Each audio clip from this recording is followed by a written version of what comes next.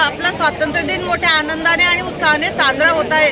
तसेच आपल्या भुसावळ नगरपालिकेतही स्वातंत्र्य दिन मोठ्या आनंदाने साजरा झाला। यात सर्व नगरसेवक व सर्व कर्मचारी सहभागी झाले। तसेच आज हा झेंडावंदनाचा मान मला मिळाला।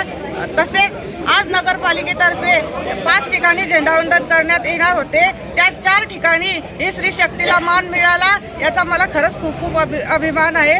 तसेच आज आपल्या देशाचे जे शहीद जवान सीमेवर लढता लढता ज्यांनी आपले बलिदान दिले त्या सर्वांना आज मी नमन करते व सर्व भारतीयांना स्वातंत्र्य दिनाच्या खूप खूप शुभेच्छा देते। जय हिंद। संपूर्ण भुसावळवासियांना भारताच्या स्वातंत्र्य दिनाच्या मी माझ्यातर्फे हार्दिक शुभेच्छा देतो। ज्या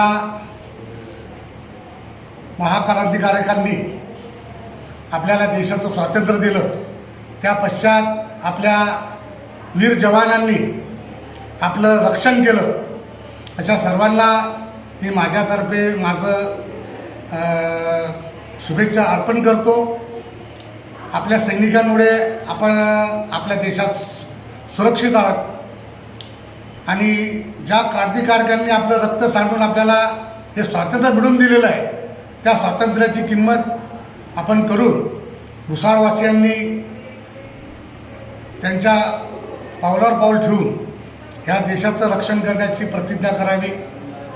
आजच आपण नगरपालिकेच्या या आवारात माननीय नगराध्यक्षा शैलजाताई तारखेडे यांच्या हस्ते झेंडावंदन केलेलं आहे, ध्वजारोहण केलेलं आहे आणि त्यानंतर आपण व्यसनमुक्तीची शपथसुद्धा दिलेली आहे।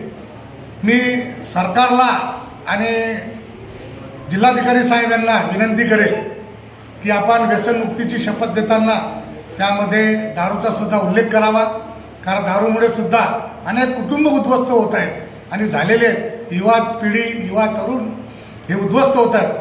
तर पुढच्या वेळेला सुद्धा व्यसनमुक्तीची शपथ घेताना आपण त्यात दारूचा सुद्धा उल्लेख करावा अशी मी शासनाला माझ्यातर्फे कळकळीची विनंती करतो आणि पुनश्च भुसावळवासियांना स्वातंत्र्य दिनाच्या हार्दिक शुभेच्छा देतो। जय हिंद।